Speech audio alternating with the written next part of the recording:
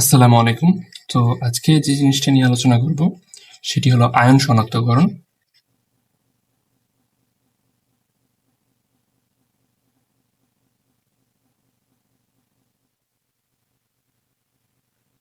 Ion শনাক্তকরণ, ওকে। তো ion আসলে দুই ধরনের আছে। সেটা হলো, একটি হলো ক্যাটায়ন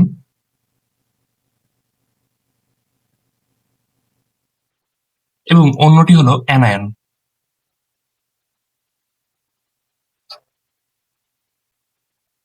তো আমরা বেসিক্যালি পৃথিবীর যত ক্যাটায়ন এবং অ্যানায়ন আছে সবগুলো শনাক্ত করব না, বেছে বেছে কিছু শনাক্ত করব। সো ক্যাটায়নের মধ্যে তিন ধরনের ক্যাটায়ন আমরা শনাক্ত করব। মূলত এক ধনাত্মক আয়নগুলো যেগুলো আছে, মানে যে আয়নগুলোর উপর একটি মাত্র চার্জ আছে, যেমন sodium positive, ammonium positive, ammonium positive, এইটাই মেনলি। তারপরে দ্বিধনাত্মক গুলো, যেমন কপার টু পজিটিভ, এফি টু পজিটিভ, তারপরে calcium two positive, zinc two positive, এবং থ্রি ধনাত্মক যেগুলো আয়ন আছে সেগুলো শনাক্ত করব। এফি three positive, aluminium three positive. মোটামুটি এই কয়েকটা ক্যাটায়ন আমরা শনাক্ত করবো যেগুলো আমাদের সিলেবাসের মধ্যে রয়েছে। এইবার আসেন অ্যানায়ন কি কি শনাক্ত করব। অ্যানায়ন শনাক্ত করব হ্যালোজেন গুলো, ক্লোরিন, ব্রোমিন, আয়োডিন, এবং সেই সাথে শনাক্ত করব কার্বনেট, সালফেট। ওকে। তো ক্যাটায়ন শনাক্ত করব দুইটা স্টেপে। আমি প্রথমে একটা শর্ট ট্রিক শেখাবো এবং তারপরে রিয়েকশন গুলো দেখাবো। এবং অ্যানায়ন শনাক্তকরণটা তুলনামূলক একটু কম গুরুত্বপূর্ণ, তাছাড়া এটা ট্রিক ছাড়াই মানুষের মনে থাকবে আশা করি। সো এই কয়েকটা জিনিস আমরা শিখবো আজকে। তো চলুন শুরু করা যাক। সবার প্রথমে ক্যাটায়ন শনাক্তকরণের ক্ষেত্রে বা সা এই রুলসটা দেখবো, বাসা রুলস। এখানে বা এবং সা দুইটা আলাদাভাবে লিখা আছে। তো চলুন শুরু করা যাক। তো আমাদের কাছে তিন ধরনের দ্রবণ আছে যেটা দিয়ে আমরা ক্যাটায়ন গুলো শনাক্ত করব। তো তিন ধরনের বিকারগুলো আমরা লিখে থাকি এভাবে। সবার ফার্স্টে অ্যামোনিয়াম। অ্যামোনিয়ামের যেটা আছে সেটা হলো OH, যেটা দ্বারা তৈরি হয় অ্যামোনিয়াম হাইড্রোক্সাইড। এরপরে আমাদের আছে অ্যামোনিয়াম থায়োসায়ানেট, থায়োসায়ানেট, যেটা সংকেত হলো থায়োসায়ানেটের সংকেত হলো CNS অথবা SCN, NH4। ওকে। এবং আরেকটি দ্রবণ আছে, এই দ্রবণটি হলো অক্সালেট।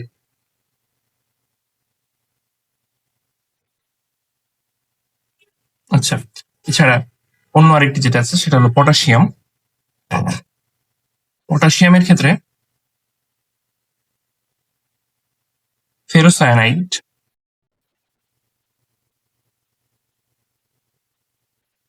আছে ফেরিসায়ানাইড,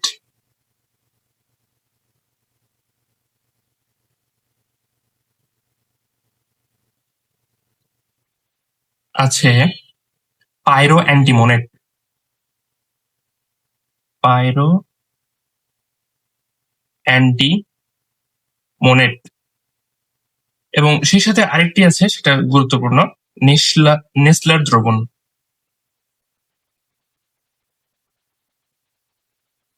তো কোনটা দিয়ে আমাদের মোটামুটি এই কয়টা আছে। Ammonium hydroxide, ammonium thiocyanate. আচ্ছা, অক্সালেটের সংকেতটা বলি। অক্সালেটের সংকেত হলো C2O4। এখানে হাজারি স্যার এবং সুজিত কুমার গুহ স্যারের বইয়ের মধ্যে একটু মারামারি আছে যে কোনটার সংকেত কি। তো ওই চিত্রভিত্তিক বা গাঠনিক সংকেত ব্যতীত আমরা এরকম সাধারণ সংকেতটাই লিখবো। আমাদের পরীক্ষা তো সাধারণ সংকেতটাই লিখলে চলবে। আপনাদের জানার ইচ্ছা হলে সেটা দেখতে পারেন। সো C2O4 এবং এটার চার্জ হলো 2। তো যেহেতু এটার সাথে অ্যামোনিয়াম যুক্ত আছে, যেটা পজিটিভ চার্জ যুক্ত, সেই জন্য অ্যামোনিয়ামটা আমরা লিখে ফেলবো এইভাবে। আচ্ছা, তারপরে পটাশিয়াম ফেরোসায়ানাইড আছে, ফেরোসায়ানাইডের সংকেত। দুইটা সংকেত মোটামুটি সেম, FeCN6, FeCN6। আচ্ছা, এখানে যেটা কাহিনী হলো সেটা হলো পটাশিয়ামের এইখানে ফোর 4টা ব্যবহৃত হয়, এখানে 3টা ব্যবহৃত হয়, K4, K3। সেজন্য আমি এটাকে 43 রুল নামে চিনি, যেটা সাইন 3 এর সূত্রের সাথে মিলে। আর সাইন 3 এর সূত্রের সাথে কিভাবে মিলে সেটা আপনারা একটু ভাবতে পারেন। তারপরে পাইরো অ্যান্টিমনের পাইরো অ্যান্টিমনেটের ক্ষেত্রে এটা হলো H2SB2O7। এটুকু মনে রাখতে পারেন, হাসিব এবং রোনালদো CR7। হাসিব নামটা, রোনালদো CR7। এবং যেহেতু এটা পটাশিয়ামে, তাই এটা পটাশিয়াম। আচ্ছা, তারপরে আমরা যেই আয়নগুলো লিখেছিলাম তার মধ্যে এক ধনাত্মক আয়নগুলো যেগুলো ছিল সেগুলো এই লাস্টের 2টা দ্বারা শনাক্ত করা হয়। তো নেসলা দ্রবণের সংকেতটা বলি। নেসলা দ্রবণ যে কোনো ক্ষার লাগে নেসলা দ্রবণের সাথে, পটাশিয়াম হাইড্রোক্সাইড অথবা সোডিয়াম হাইড্রোক্সাইড তীব্র ক্ষার লাগে, এর সাথে K2HgI4 এর দ্রবণ, এটা দ্বারা শনাক্ত করা হয়। আচ্ছা, এক ধনাত্মক আয়ন। আচ্ছা, এখানে দেখতে পারেন যে এখানে কি কি লিখলাম। Ammonium hydroxide, ammonium thiocyanate, ammonium oxalate, potassium ferrocyanide, potassium ferricyanide, potassium pyroantimonate, Nessler দ্রবণ। ওকে, সো এখন তারপরে আসে এক ধনাত্মক আয়ন যুক্ত যে আয়নগুলো আছে সেগুলো এই লাস্টে 2টা দ্বারা শনাক্ত করা হয়। পটাশিয়াম পাইরোঅ্যান্টিমনেট থেকে সোডিয়াম পাইরোঅ্যান্টিমনেট শনাক্ত করা হয়। পটাশিয়াম পাইরোঅ্যান্টিমনেট, সোডিয়াম পাইরোঅ্যান্টিমনেট, এটা খুবই গুরুত্বপূর্ণ এই সংকেতটা আপনাদের পরীক্ষার জন্য। এই সংকেতটা প্রায় এমসিকিউতে দেখা যায়। আচ্ছা, নেসলার দ্রবণ। নেসলার দ্রবণ দ্বারা শনাক্ত করা হয়, এই যে ফার্স্টে যেটা লিখছেন এটা এখানে শনাক্ত করা হয়, NH4 পজিটিভ। এটাই একমাত্র মানে ক্যাটায়ন যেটা কিনা যৌগ থেকে আসে, যৌগমূলক। আর এগুলো সবগুলো মৌল থেকে আসে। আচ্ছা, তা গেল। এবার এখানে এই NH4 পজিটিভের দ্বিতীয়টা হলো থায়োসায়ানাইড, পটাশিয়ামের দ্বিতীয়টা ফেরিসায়ানাইড। 2টা দ্বারা সেম জিনিসই শনাক্ত করা হয়, Fe। যেখানে Fe2 পজিটিভ থাকবে সেখানে Fe3 পজিটিভ থাকবে মাস্ট।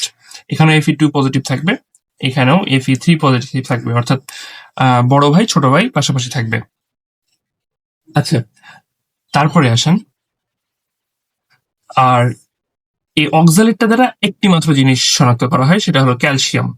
এটা বারবার পড়লে মনে থাকবে calcium oxalate, calcium oxalate, ammonium oxalate থেকে calcium oxalate, calcium oxalate, calcium oxalate.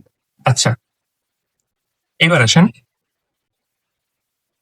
এবার এই ফেরিসায়ানাইড থেকেও কিন্তু এই যে এখানে Fe2 পজিটিভ, Fe3 পজিটিভ শনাক্ত করলেন, এখানেও Fe2 পজিটিভ, 3 পজিটিভ শনাক্ত করা যায়। এবার আসেন, এবার এই অ্যামোনিয়াম হাইড্রোক্সাইড দ্বারা প্রায় অনেকগুলো যৌগমূলক, প্রায় সবগুলো যৌগমূলকই শনাক্ত করা যায়। তো এটার জন্য একটা ট্রিক্স আছে, সেটা হলো উফা এলো কে জানে, কুফা এলো কে জানে। তো কুতে হলো কপার 2 পজিটিভ, ফাতে হলো Fe2 পজিটিভ, যেখানে Fe2 পজিটিভ থাকবে সেখানে Fe3 পজিটিভও থাকবে ডেফিনেটলি। এলোতে হলো অ্যালুমিনিয়াম 3 পজিটিভ, এখানে লেখাগুলো একটু হিজিবিজি হয়ে থাকতে পারে, প্লিজ কনসিডার। কেতে হলো ক্যালসিয়াম 2 পজিটিভ, জানে হলো জিঙ্ক 2 পজিটিভ। ওকে, আচ্ছা, এইবার মোটামুটি এগুলো দিয়ে কোনটা দিয়ে কি শনাক্ত করা হয় সেটা আমরা ট্রিক্স এর মাধ্যমে শিখলাম। সবার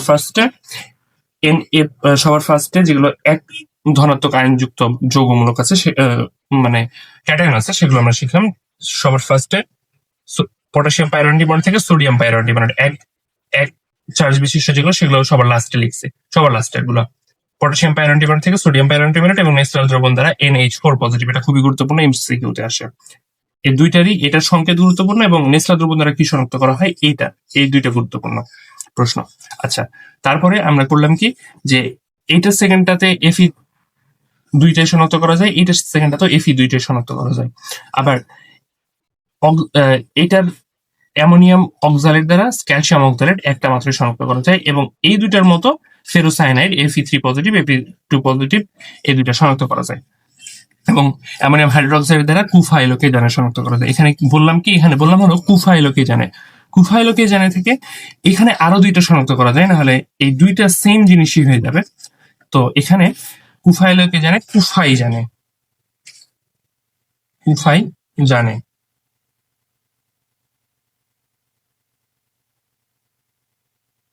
কুফাইলোকে জানে কুফাই জানে, ঠিক আছে, কুফাই জানে। ওকে, আচ্ছা, তারপরে আমাদের মোটামুটি এইটুকু হয়ে যাওয়ার পরে আমাদের এখন রং নিয়ে কনসিডার করা লাগবে যে কোনটির রং কেমন। তো এই রঙের জন্য একটা মোটামুটি ভালো একটা ট্রিক্স আছে। সেই ট্রিক্সটা হলো যে কোন একজন মানুষ ধরেন বাসা দেখতে গেল, এই ট্রিক্স যেটা নামে সেটা এখন বলতেছি। কোন একজন মানুষ ধরেন বাসা দেখতে গেল, বাসা দেখতে গিয়ে তাকে যে বাসা দেখাচ্ছে সে জিজ্ঞাসা করলো যে নীল সবুজ বাসা, সে উত্তরে বলল নাই লালসা। যে বাসা দেখাবে সে আবার জিজ্ঞাসা করলো যে নীল বাসা, যে বাসাটা দেখবে সে প্রত্যুত্তরে বলল নীল বাদামি সাদা বাদামি। তাহলে কি, যে দেখাবে সে বলল নীল সবুজ বাসা, যে দেখবে সে বলল নাই লালসা। আবার যে দেখাবে সে বলল নীল বাসা, যে দেখবে সে বলল একটু ভেবে বলল নীল বাদামি সাদা বাদামি। ওকে, তো কি বললাম একটু দেখেন। যে বাসা দেখাচ্ছে সে বলল নীল সবুজ। আচ্ছা, বাসা ট্রিক্সটা এইভাবে লেখার কারণে আমি কিন্তু ফাঁকা ফাঁকা করে লিখছি, একসাথে লিখি নাই। কারণ বাসা শব্দটা যেখানে আছে সেখানে কখনোই একসাথে লেখা যাবে না, আলাদা করে। নীল সবুজ বা সা, নীল সবুজ বাসা। সে প্রত্যুত্তরে বলল নাই লালসা, নাই লালসা। আবার তাকে জিজ্ঞাসা করা হলো নীল বাসা, তার মানে নীল এই যে সেম ভাবে বাসা যেখানে আছে সেখানে একসাথে লেখা যাবে না, সেজন্য নীল বা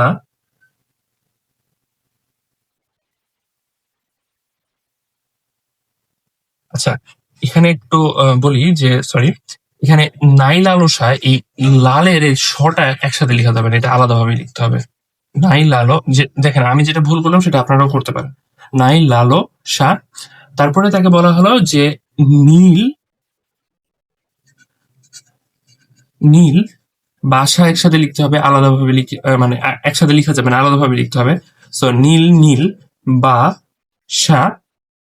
সে প্রত্যুত্তরে বলল নীল বাদামি সাদা বাদামি, নীল বাদামি সাদা বাদামি। দেখেন আপনাদের কিন্তু রংগুলো মুখস্থ হয়ে গেছে। কিভাবে দেখেন, বাদে হলো বাদামি, সাথে হলো সাদা। তাহলে আবার বলি, যে দেখা যাচ্ছে সে বলল নীল সবুজ বাসা, যে দেখছে সে বলল নাই লালসা। আবার তাকে জিজ্ঞাসা করা হলো নীল বাসা, সে প্রত্যুত্তরে বলল নীল বাদামি সাদা বাদামি। তাহলে আবারও বলি, নীল সবুজ বাসা নাই লালসা, নীল বাসা নীল বাদামি সাদা বাদামি। ওকে, সো এখানে আরেকটু জিনিস কনসিডার করবেন যে নীল যেটা পাশাপাশি আছে সেটা প্রথমে গাঢ় নীল, প্রথমে হালকা নীল, তারপরে গাঢ় নীল। তো আর যেগুলো সিঙ্গেল আছে সেগুলো এমনি গাঢ় নীল। তো এখানে দেখেন সিঙ্গেল আছে, সেজন্য এটা গাঢ় গাঢ় নীল। তারপরে আবার খুঁজি আমরা আছে কিনা, এই যে এখানে আছে, এখানে প্রথমে হালকা তারপরে গাঢ়, প্রথমে হালকা তারপরে গাঢ়, আচ্ছা প্রথমে হালকা তারপরে গাঢ়, তারপরে এখানে সিঙ্গেল আছে সেটা হলো গাঢ়। আচ্ছা, তারপরে তারপরে দেখেন যে আমাদের কাছে এইখানে এসে একটু ঝামেলা লাগলো না, এখানে এসে নীল হালকা গাঢ়, এখানেই শুধুমাত্র ঝামেলাটা হয়েছে নীলের ক্ষেত্রে। সো এখানে ঝামেলা হওয়ার পর আরো একটু ঝামেলা হবে, সেটা হলো এই যে এই বাদামি, এই বাদামি বাতে বাদামি বাতে বাদামি, এটা লালচে বাদামি। ওকে, এটা লালচে বাদামি। অ্যান্ড আরেকটু ঝামেলা আছে, সেটা হলো এখানে তিনটা সা একসাথে আছে, এই তিন সা দিয়ে কিন্তু সাদা। সো প্রথম সাদা জেলির ন্যায় সাদা পদক্ষেপ দেয়, জেলির ন্যায়। তারপরে সাদাটা হলো গুড়ার ন্যায় সাদা। তারপরে সাদাটা হলো এই সাদা ধীরে ধীরে জমতে থাকে,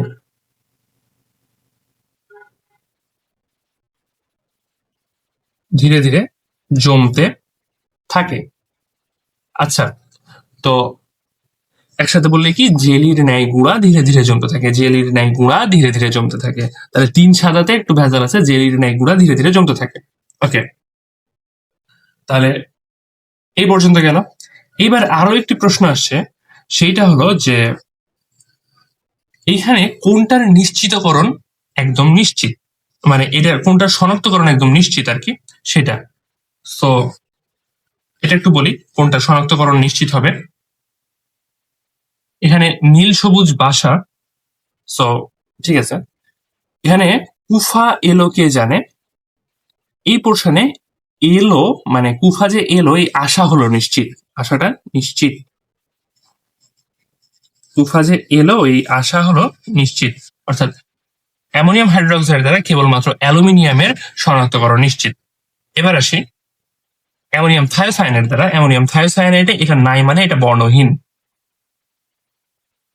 ঠিক আছে, এটা বর্ণহীন এবং এটা শনাক্তকরণও নিশ্চিত নয়, এই জন্যই তো নাই নামে, হ্যাঁ, নাই মানে বর্ণহীন। আচ্ছা, এই লালে কি তাহলে, এইটাই হলো নিশ্চিত, এটাই নিশ্চিতকরণ পরীক্ষা। এবার আসেন এই অক্সালেট, এটা যেহেতু একাই আছে তার মানে এটা নিশ্চিত। তো মোটামুটি বলা যায় যে এখানে যতগুলো আছে এইগুলো দিয়ে সবগুলাই নিশ্চিত আর কি, নিশ্চিত। সো এই পৃষ্ঠাটা অত্যন্ত গুরুত্বপূর্ণ, অত্যন্ত অত্যন্ত অত্যন্ত গুরুত্বপূর্ণ। আপনারা চাইলে মুখস্থ করতে পারেন অথবা স্ক্রিনশট নিয়ে রাখতে পারেন।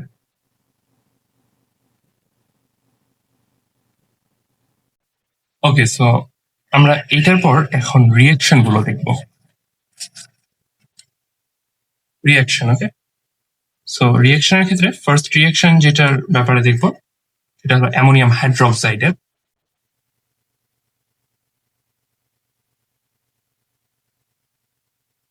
অ্যামোনিয়াম হাইড্রোক্সাইডের রিয়াকশন গুলো দেখবো।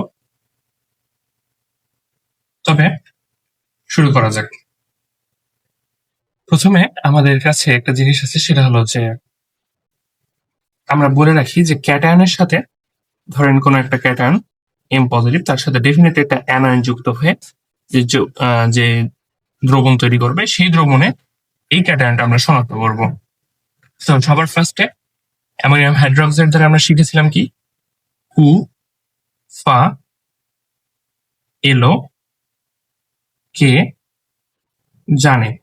So copper 2 positive, Fe2 positive, Fe3 positive, aluminium 3 positive, calcium 2 positive, zinc 2 positive. তো আমরা ধীরে ধীরে শুরু করবো। কপারের ক্ষেত্রে কপারের সাথে আমরা আরেকটা জিনিস অ্যাড করে দেব, সেটা হলো কপার সালফেট। এটা আমরা শনাক্ত করি, চলেন। কপার সালফেট এর মধ্যে যখন আমরা এই অ্যামোনিয়াম হাইড্রোক্সাইডের দ্রবণটা যোগ করি, দেখেন কি হয়। যোগ করলাম অ্যামোনিয়াম হাইড্রোক্সাইড, এর মধ্যে যখন আমরা এটা যোগ করি তখন উৎপাদ কি হয় সেটা একটু লিখতে পারে, একটা মানে কনসার্নের ব্যাপার, নাম যেন ওটা কনসার্নের ব্যাপার না। সো এখানে কপার সালফেট, এই যে দেখেন এখানে যেভাবে লেখা ছিল সেভাবে লিখে দিবেন। এবং এই যে দ্রবণটা আছে এখানে একটু প্রতিস্থাপন টাইপ জিনিস হবে, সেটা হলো যে এই NH4টাকে কপার প্রতিস্থাপন করে ফেলবে। সো কপার হাইড্রোক্সাইড এরকম এরকম হবে। হ্যাঁ, কপারের যেহেতু যোজনী 2 তাই এখানে 2 যাবে, কিন্তু অ্যামোনিয়ামের মানে চার্জ ছিল 1, তো এখানে 1টা, আর হাইড্রোক্সাইডেরও চার্জ -1, সো +1 -1, এই জন্য এখানে কোনো ব্র্যাকেট দিয়ে লেখা হয়নি। বাট এখানে কপারের যেহেতু যোজনী 2 সেজন্য এখানে দেওয়া হয়েছে। আচ্ছা, এই পুরো পোর্শনটুকুর নাম হইল ক্ষারীয় কপার সালফেট। ক্ষারীয় কপার সালফেট, ওকে। এবং এটার বর্ণ হলো হালকা নীল, কিন্তু আমরা তো পড়েছিলাম যে গাঢ় নীল আসবে। সো গাঢ় নীল কিভাবে আসবে দেখেন। আচ্ছা, এখানে এর সাথে একটা বাই প্রোডাক্ট তৈরি হবে, তবে বাই প্রোডাক্টটা আমি স্কিপ করতেছি, এটা লেখা কনসার্নের বিষয় না। তুমি মেন উৎপাদটা শুধু লিখবা এবং তারপরে রিয়াকশন আগাই যাবা।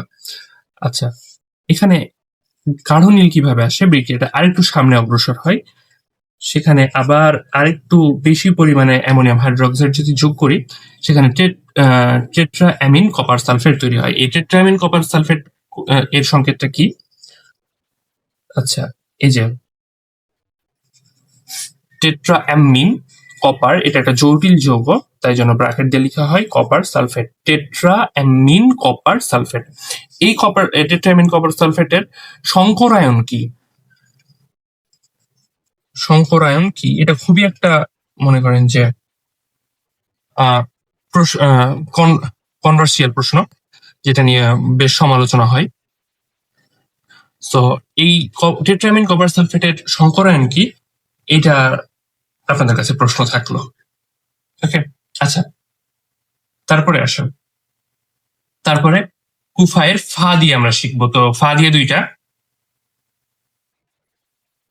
Fe2 পজিটিভ এবং Fe3 পজিটিভ, বিক্রিয়াগুলো প্রায় সেম। হ্যাঁ, এখানেও অ্যামোনিয়াম হাইড্রোক্সাইড লাগে,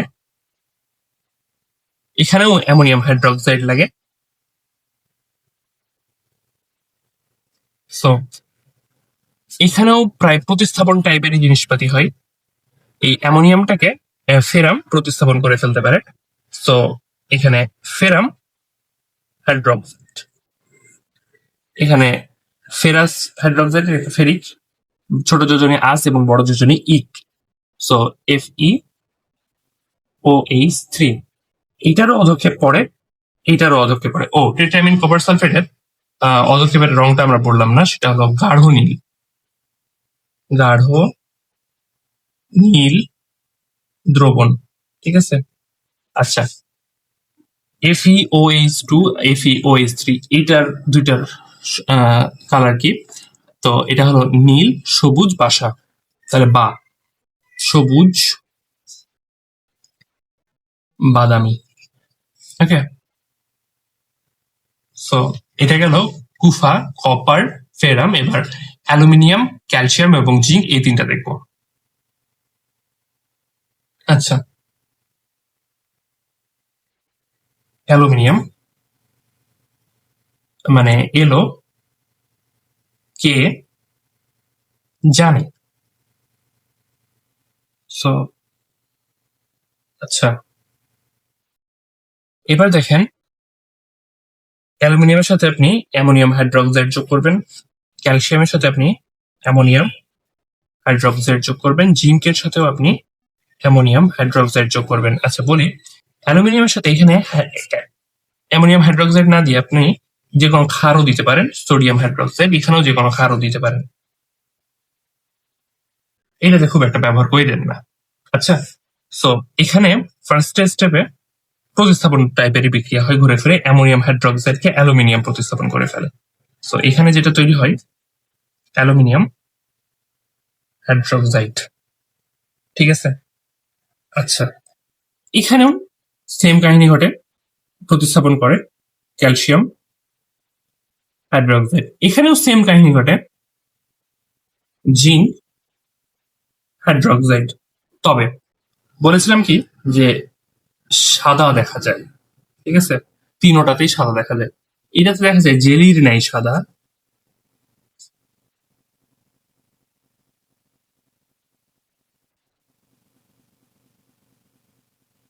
এটা হলো গুঁড়ার মতো সাদা,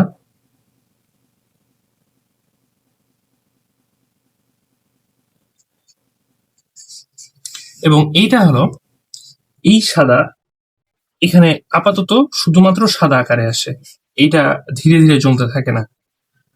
সো আয়ন শনাক্তকরণের এই পরীক্ষাগুলোতে ডেফিনেটলি যখন কোনো সাদা আসে তখন আমরা আবার রিচেক দিই যে এটা আমরা যে সাদা বুঝতেছি সেই সাদাই কিনা। সো তিনটাতেই সেম কাজ করা হয়। আবার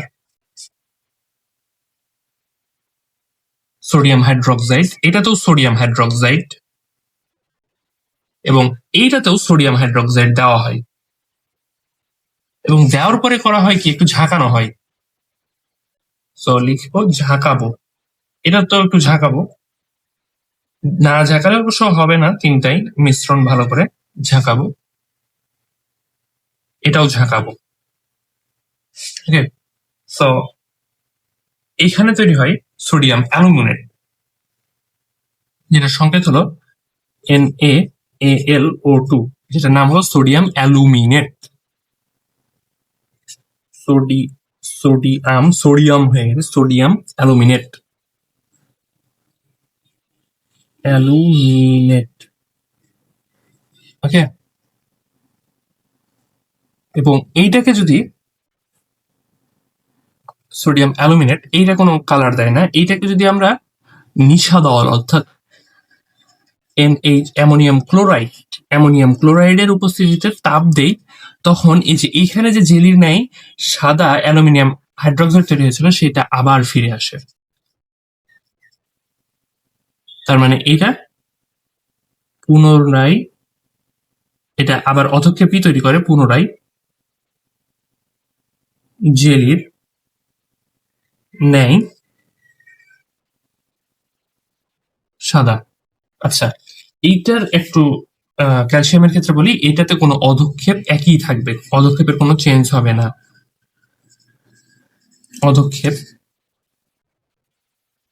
একই থাকবে। আচ্ছা, এইটার ক্ষেত্রে জিঙ্কের ক্ষেত্রে ফার্স্টে অ্যালুমিনিয়ামের সাথে আপনি দেখেন যে অ্যামোনিয়াম হাইড্রোক্সাইড বা সোডিয়াম হাইড্রোক্সাইড দিতে পারছেন, এখানেও অ্যামোনিয়াম হাইড্রোক্সাইড সোডিয়াম হাইড্রোক্সাইড দিতে পারছেন। এখানে থার্ড স্টেপে সোডিয়াম অ্যালুমিনেট তৈরি হয়েছে, এখানে থার্ড স্টেপে তৈরি হবে সোডিয়াম জিঙ্কেট, যেটা সংকেত হলো সোডিয়াম জিঙ্কেট।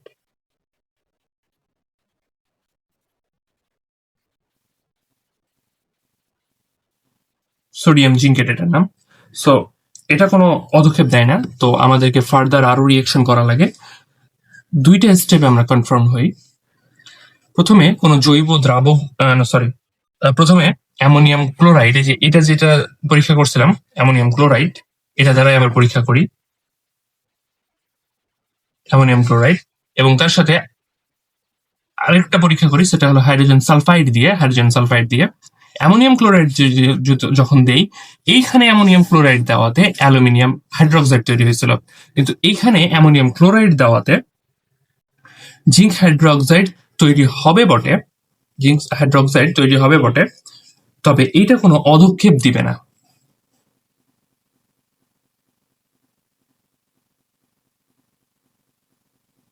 অধক্ষেপ দিবে না।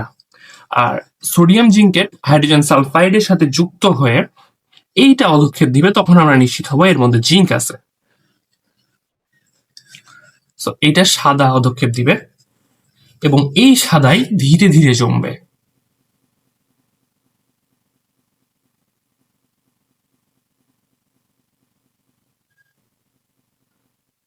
ধীরে ধীরে জমতে থাকে। ওকে, সো এই ছিল আমাদের এই তিনটা বিক্রিয়া, অ্যালুমিনিয়াম, ক্যালসিয়াম, জিঙ্ক। ওকে, এইবারে আসি তার পরের যে শনাক্তকরণ বিকারকটা আছে সেটাতে। এরপরে অ্যামোনিয়াম হাইড্রোক্সাইডের পরে আমাদের ছিল অ্যামোনিয়াম থায়োসায়ানেট বা সায়ানেট, যেটার সংকেত ছিল CnS, অথবা কোনো কোনো বইয়ে লেখা থাকে NH4SCN। দেখো এই তিনোটাই কিন্তু তাদের জায়গা এক্সচেঞ্জ করছে, একটু মনে রাখবে। এটা দ্বারা দুইটাই শনাক্ত করা হয়। একটি হলো Fe2 পজিটিভ, অন্যটি হলো Fe3 পজিটিভ। এটার সাথে আর এটার সাথে সেম জিনিসই দেওয়া হয়, NH4SCN, NH4SCN বা CNS, যেটাই লিখো না কেন। তো এই দুইটাতেই ফার্স্ট স্টেপে প্রতিস্থাপনের মতো কাণ্ড ঘটে বটে, তবে এইটা যেহেতু কোনো কালার দেয় না, তো এইখানে আমরা পানি অ্যাড করবো না, এইটাতে একটু পানি অ্যাড করবো, এটা কালার যুক্ত একটা জিনিস তৈরি করার জন্য। তো এই ক্ষেত্রে তৈরি হয় খুব সিম্পলি, এই অ্যামোনিয়ামকে Fe প্রতিস্থাপন করে ফেলে, দেন FeSCN, এবং Fe এর যোজনী যেহেতু এখানে 2, তো এই 2 এর কাছে যাই। আচ্ছা, এটার ক্ষেত্রে দেখেন, এটার ক্ষেত্রেও FeSCN এই 3 উৎপন্ন হয় ঠিকই, কিন্তু এর সাথে আরেকটা জিনিস তৈরি হয়, সেটা হলো penta aqua thiocyanate iron. So এটা বলি কিভাবে, এটা লিখে নিই, তারপরে বলি কিভাবে করতে হয়।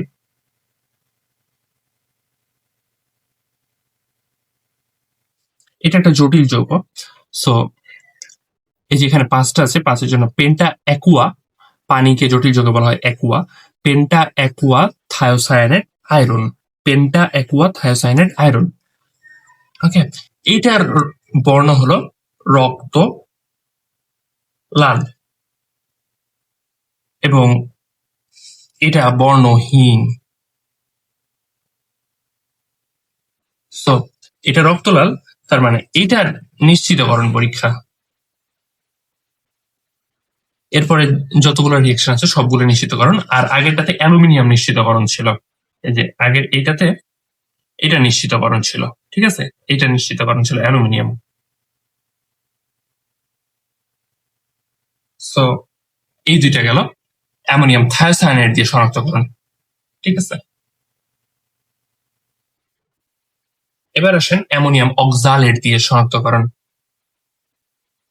NH4 অক্সালেটের যোজনী 2, C2O4, না হ্যাঁ গেল।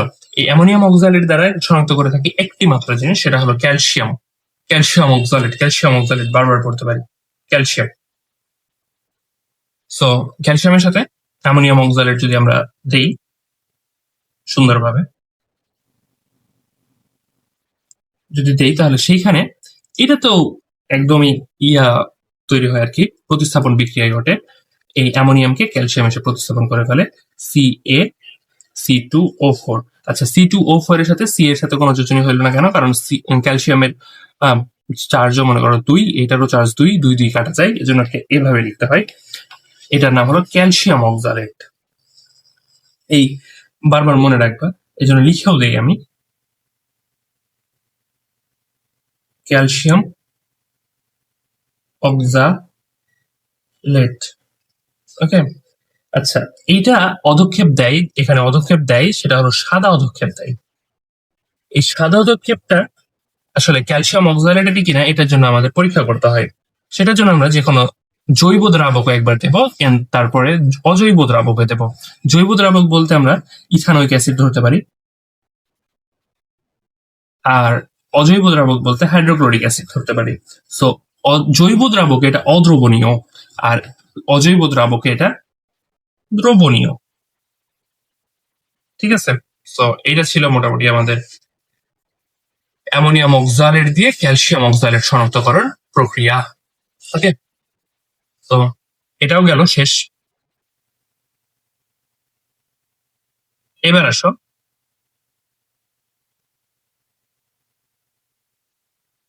পটাশিয়াম ফেরোসায়ানাইড এবং ফেরিসায়ানাইড, পটাশিয়ামের খেলাতে আসি। সো পটাশিয়াম ফেরোসায়ানাইডের সংকেত হলো K4FeCN6, আর ফেরিসায়ানাইডের K3 এখানে জাস্ট। সো এটা দ্বারা কি কি শনাক্ত করা হয়? এটা দ্বারা বলেছিলাম যে Fe2 positive, Fe2 positive, Fe3 positive, তারপরে কুফা এলো কে জানে, কুফাই জানে। আচ্ছা, সো তিনটার সাথে আমরা সেম জিনিস অ্যাড করব, K4 Fe CN6, সেম জিনিস অ্যাড করবো। ওকে, সেম জিনিস অ্যাড করবো। সো এটার প্রোডাক্ট কি হবে, সবগুলোর প্রোডাক্ট প্রায় সেম, তো একটু দেখাতে হয় যে কি হয়, এই জন্য একসাথে লিখলাম। আচ্ছা বলি, সবগুলোর প্রোডাক্টে এই যে এই পোর্শনটুকু থাকবেই, লিখে ফেলবো FeCN6, FeCN6, FeCN6, FeCN6 সব। আচ্ছা, তো মোটামুটি এখানে আমাদের যে প্রোডাক্ট গুলো আছে সেই প্রোডাক্ট গুলোর মধ্যে এই পোর্শনটুকু সেম সবগুলারই। আচ্ছা, এখানে বলি যে এখানে যে আরেকটু কিছু লিখতে হবে, তাহলে আমাদের প্রোডাক্ট গুলো সম্পূর্ণ হবে। তো বলে রাখি যে এখানে জারণ মান মিলাই আমাদের বসানো উচিত। আমি এখানে একটা ট্রিক্স বলবো যেটার মাধ্যমে আপনারা সহজে এটা বের করতে পারবেন, ঠিক আছে? দেখেন, এখানে কত আছে K4, এখানে কত আছে Fe2, তাহলে এইটা যদি এইটাকে প্রতিস্থাপন করে তাহলে এখানে 4টা Fe বসানো দরকার, রাইট? তাহলে আপনারা দেখেন যে Fe বসালাম 4টা, এবং এই Fe2 এর যোজনী এর কাছে চলে গেল, এই জটিল যৌগের এর কাছে। তাহলে এটা এরকম হলো, ঠিক আছে? তাহলে আমাদের ফাইনাল প্রোডাক্টটা কি দাঁড়ালো? আমাদের ফাইনাল প্রোডাক্ট দাঁড়ালো এটা 1, এটা 2 কাটাকাটি করে, তাহলে FeCN6 এইরকম, ঠিক আছে? আচ্ছা, তাহলে তারপরে দেখেন এইটার ক্ষেত্রে দেখেন এটার 3 আছে, তার মানে আর এখানে 4, এখানে Fe4 বসবে এবং এর 3টা এর কাছে যাবে। এখানে দেখেন কোনো কাটাকাটি করার সুযোগ নাই, সুতরাং এটাই থেকে যাবে। কপারের ক্ষেত্রে এখানে কপার 4টা বসবে, এখানে কপার 4টা, এবং কপারের 2 যোজনীটা এর কাছে যাবে। তাহলে এটা এইভাবে গেল। তাহলে এটা কাটাকাটি করে আলটিমেটলি আসতেছে কপার FeCN6, কপার 2 এটা আর কি।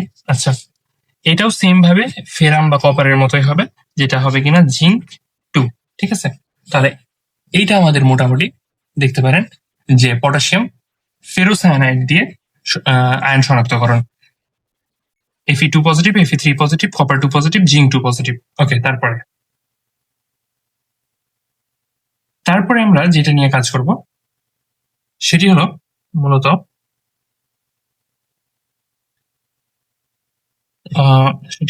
Potassium ferricyanide. পটাশিয়াম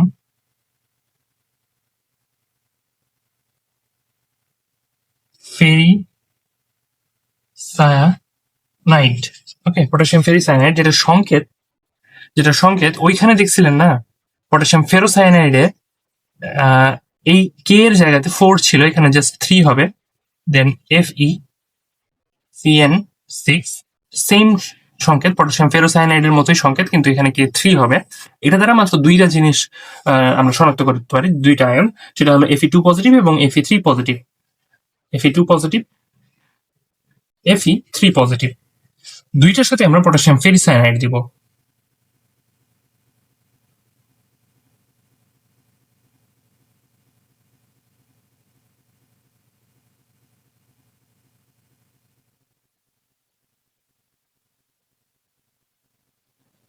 এখন দেখেন উৎপাদে কি তৈরি হয়। উৎপাদের ক্ষেত্রে এখানেও আমি একটু ট্রিক্স লাইক আকারেই বলবো। তো এখানে দেখেন 3 আছে, পটাশিয়াম 3টা, ওকে, এখানে ফেরাম আছে 2টা। সো 2টার ক্ষেত্রে এই যে ওই জিনিসটা সেম হবে যে FeCN6 থাকবেই,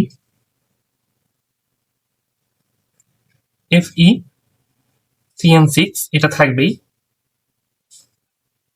থাকার পরে এখানে Fe 2টা আছে, কে আছে 3টা, তাহলে এই জায়গাতে আমাদের 3টা জিনিস বসাতে হবে। মানে এখানে আমি Fe বসালাম, দুইটা হইল, এবার আরেকটা কে বসালে তিনটা হয়ে গেল, তাহলে কে এফ ই। আর এখানে দেখেন এফ ই একাই তিনটা আছে, এখানে কেউ তিনটা আছে, তার মানে এখানে শুধুমাত্র এফ ই বসালেই হবে। তো বুঝতে পারতেছেন আশা করি জিনিসটা, একটু আইকিউ লাগান তাহলে বুঝতে পারবেন যে এখানে এফ ই দুইটা ছিল, এখানে আমাদের তিনটা বানাইতে হবে। তো এখানে আমরা কেটা এক্সট্রা ভাবে অ্যাড করলাম, এখানে এফ ই তিনটা ছিল, কেউ থ্রি ও তিনটা আছে, তো তিনটা। তো এটা হলো দুইটা উৎপাদ। আচ্ছা, আগের পৃষ্ঠায় আমরা মনে হয় রংগুলো উল্লেখ করতেছি না, রংগুলো আপনারা একটু ওইখান থেকে দেখে নেবেন, সবগুলোর রঙই মানে উৎপাদগুলোর রং আমি প্রথমেই দেখাই দিচ্ছি, যেটা শর্ট ট্রিকের মাধ্যমে সেটাই আর কি। এইটার রং হলো গাঢ় নীল, এইটার রং হলো বাদামি, দুইটাই অধক্ষেপ পড়বে। আচ্ছা, আগের গুলো দেখাই দেই। এইটার রঙের ক্ষেত্রে কি বলেছিলাম, এটার রঙের ক্ষেত্রে নীল নীল বাসা, তার মানে এটা নীল, এটা হালকা নীল, এটা গাঢ় নীল, দুইটারই অধক্ষেপ পড়বে। আচ্ছা, নীল নীল বাসা এটা হলো বাদামি, এবং এই বাদামিটা হলো লালচে বাদামি, লালচে বাদামি। এইটা হলো নীল নীল বাসা সবুজ, না সরি সাদা, দন্তার সাথে আবার সবুজ না সাদা, আমি ভুল করে দিতেছি, তোমরা যাতে ভুলটা না করো আর কি। আচ্ছা, আর মোটামুটি এই তো গেল।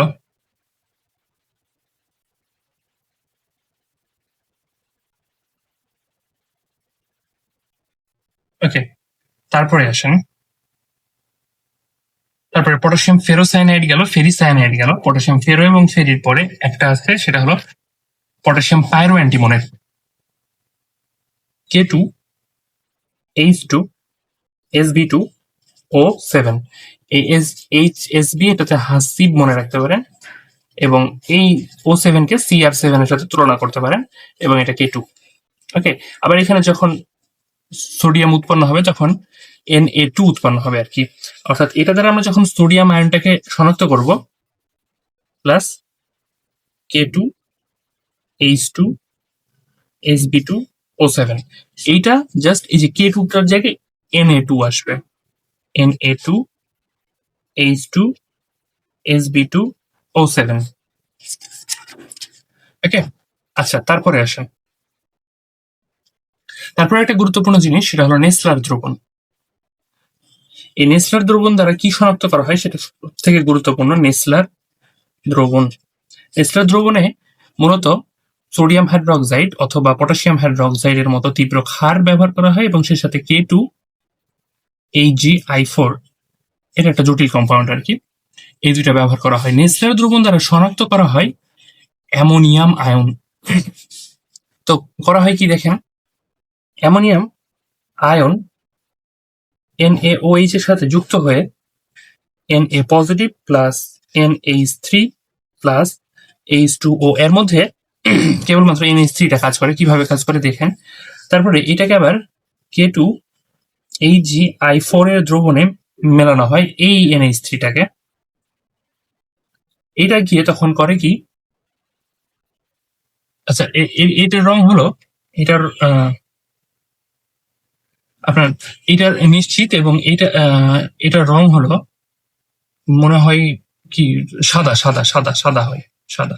সো এটা যেহেতু আমরা K2H2SB2O7 অর্থাৎ পটাশিয়াম পাইরোঅ্যান্টিমনের দ্বারা একটা জিনিসই শনাক্ত করতে পারি, তাহলে সাদা অধকে পড়লে মোটামুটি আমরা নিশ্চিত যে এটাই পড়বে, এজন্য এটা আর কোনো কনফার্মেশন লাগে না। আচ্ছা, এখানে আসেন, এখানে NH3 এটার সাথে যখন মিশে যায় তখন NH2 অর্থাৎ এখান থেকে একটা H অপসারিত হয়ে যায়, এবং এই অংশটা এর সাথে যুক্ত হয়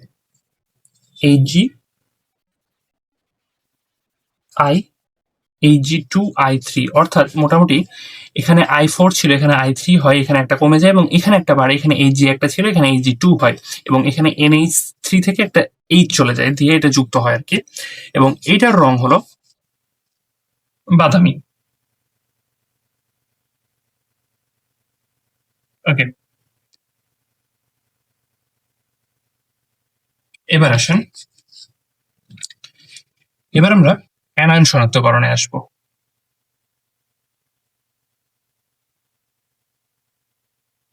অ্যানায়ন শনাক্তকরণ, করণ।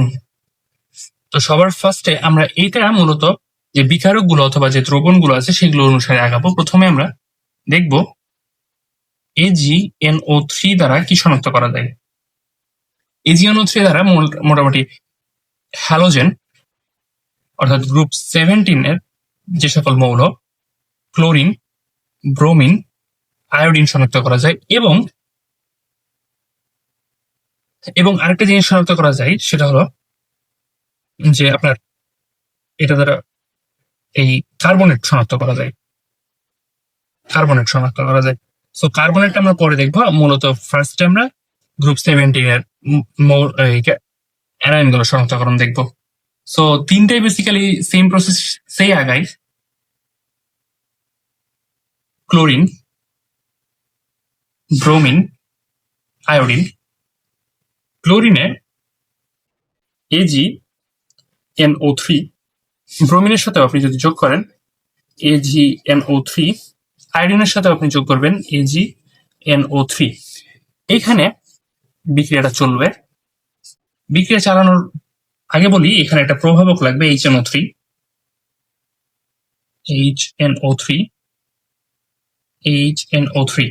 সো এটার প্রত্যেকটার বিক্রিয়া সিম্পল। এখানে NO3 কে প্রতিস্থাপন করবে ক্লোরিন এসে AgCl, AgBr, AgI। প্রত্যেকটার অধক্ষেপ পড়বে। এটা সাদা, এইটা হলুদ, এটা হালকা হলুদ আর কি, হালকা হলুদ, এটা হলুদ। তো এখানে আবার কনফার্মেশন লাগবে যেহেতু সাদা পড়ছে। সো এইখানে আবারও আমরা HNO3 দিব এবং আরেকটা দিব। সবার প্রথম যে বিকারক আমরা ব্যবহার করেছিলাম NH4OH, যেটা দ্বারা আমরা কুফাইলকে যেন শনাক্ত করেছিলাম, এটা আবার এখানে ব্যবহার করব এবং এটা প্রত্যেকটা ক্ষেত্রেই ব্যবহার করব আর কি। HNO3, NH4OH, HNO3, HNO3, NH4OH। আচ্ছা, এখন কি হবে যখন আমরা ক্লোরিনের মধ্যে এই যে AgCl তৈরি হবে, তখন যখন আমরা HNO3 দিব সেটা দ্রবীভূত হবে না, কিন্তু এই NH4OH যখন দিব AgCl এর মধ্যে তখন সেটা দ্রবীভূত হবে এবং দ্রবীভূত হয়ে তৈরি করবে diamine silver chloride. Diamine silver chloride, এই যে ডাইঅ্যামিন সিলভার ক্লোরাইড। এবং এটা ব্রোমিনের ক্ষেত্রে যখন আমরা HNO3 দিব তখন সে দ্রবীভূত হবে না, কিন্তু এটার ক্ষেত্রে দ্রবীভূত হবে এবং সেটা তৈরি করবে ডাইঅ্যামিন সিলভার ব্রোমাইড, মানে উপরেরটার মতোই আর কি, NH3 2Br। ওকে, আচ্ছা, যখন আমরা AgI এর মধ্যে এটা দিব তখন আসলে HNO3 তেও দ্রবীভূত হবে না, NH4OH এও সে দ্রবীভূত হবে না। ঠিক আছে, এটা গেল AgNO3 দ্বারা হ্যালোজেন সমূহ শনাক্তকরণ। আরেকটা যে কার্বনেট, সেটা একটু পরে দেখবো, আমরা সবার লাস্টে দেখবো এটা। আচ্ছা, এবারে আসি যেটা খুব একটা কাজের না আর কি, তাও লেখা থাকে বইয়ে তাই দেখাই, এটা খুব একটা আসে না। এটা দ্বারা শনাক্তকরণ PbCH3COO। ওকে, সো এটার ক্ষেত্রে ক্লোরিন, ব্রোমিন, আয়োডিন নিব এবং তিনোটার সাথে সেম বিকারক আমরা যোগ করব বা সেম দ্রবণ আমরা যোগ করব, তিনোটার সাথে সেম, এবং তিনোটারই উৎপাদ প্রায় সেম রকমেরই হয়। এখানে PbCl2 উৎপন্ন হবে যখন ক্লোরিন থাকবে। আচ্ছা, সরি ব্রোমিন না, এখানে সরি ব্রোমিন না, আয়োডিন না, এখানে কার্বনেট, সরি ক্লোরিন, কার্বনেট এবং সালফেট। ক্লোরিন, কার্বনেট, সালফেট তিনটার সাথে PbCH3COO এটা যোগ করব, PbCl2, PbCO3, PbSO4। আচ্ছা, পিবির যোজনী হলো পাওয়ার বা চার্জ বা যোজনী হলো 2, এই জন্য এর কাছে 2 গেছে। ক্লোরিনের 1, তাই জন্য ক্লোরিনের 1 গেছে, 2টা এখানে আছে। আচ্ছা, কার্বনেটেরও 2, পিবিরও 2, তাই কাটাকাটি গেছে। সালফেটেরও সেম কথা, কাটাকাটি গেছে। আচ্ছা, তার সাথে তিনোটার সাথে একটা কমন উৎপাদ আসে, সেটা হলো CH3COO নেগেটিভ।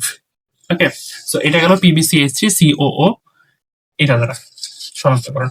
আচ্ছা, এইটার ক্ষেত্রে খুব একটা রংটা কাজে লাগে না, এই জন্য এটা আর কি লাগে না। এটারও রং সাদা, এইটারও রং সাদা, এইটারও রং সাদা মোটামুটি, ঠিক আছে, তাই এটা খুব একটা কাজের বিক্রিয়া না।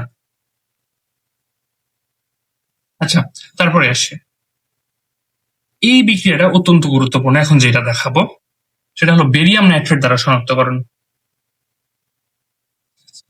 বেরিয়াম নাইট্রেট দ্বারা শনাক্তকরণ। আচ্ছা, সালফেট এবং কার্বনেট এই দুইটা কাজ করে আর কি বেরিয়াম নাইট্রেটের। সালফেট এবং কার্বনেট এই দুইটা অ্যানায়ন যখন আমরা দেই, অ্যানায়নের মধ্যে বেরিয়াম নাইট্রেট আমরা অ্যাড করলাম, এটার ক্ষেত্রেও বেরিয়াম নাইট্রেট অ্যাড করলাম।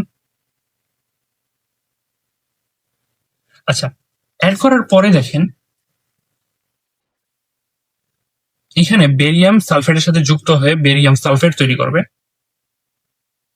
এখানে বেরিয়াম কার্বনেটের সাথে যুক্ত হয়ে বেরিয়াম কার্বনেট তৈরি করবে, এবং দুইটারই সাদা রং হবে।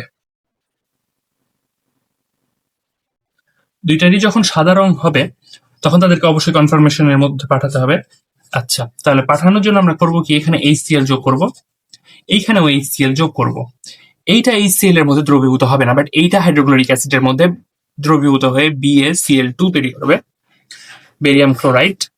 এটা দ্রবণীয়, এটা দ্রবণীয়। ওকে, তারপরে তার সাথে তৈরি করবে কার্বন ডাইঅক্সাইড। কার্বন ডাইঅক্সাইড কোনো দ্রবণে থাকলে সেটা বুদবুদ আকারে উঠে আসে, সেখানে বুদবুদ তৈরি হয়, এবং তার সাথে তৈরি করবে পানি। পানিটার কোনো একটা কাজ নাই আর কি, তাও বলি। আচ্ছা, এই টোটাল বিক্রিয়ার ক্ষেত্রে দুইটা জিনিস পয়েন্ট মনে রাখতে হবে, যে Pb2 পজিটিভ এটা যেন দ্রবণে না থাকে, এটা দ্রবণে না থাকে, এইটা একটা পয়েন্ট, দ্রবণে না থাকে।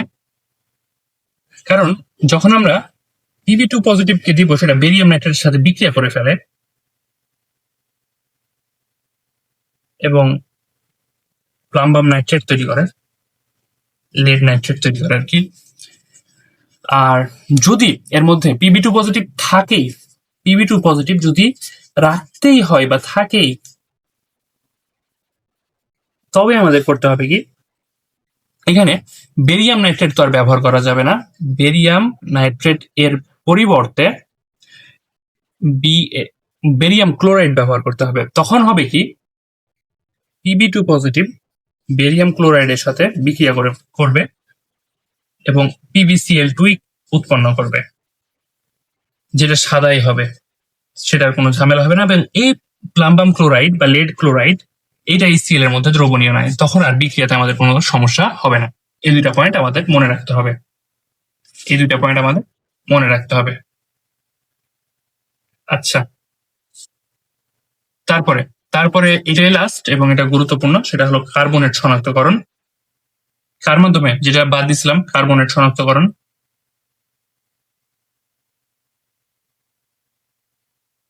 আচ্ছা, সিলভার নাইট্রেটের মাধ্যমে।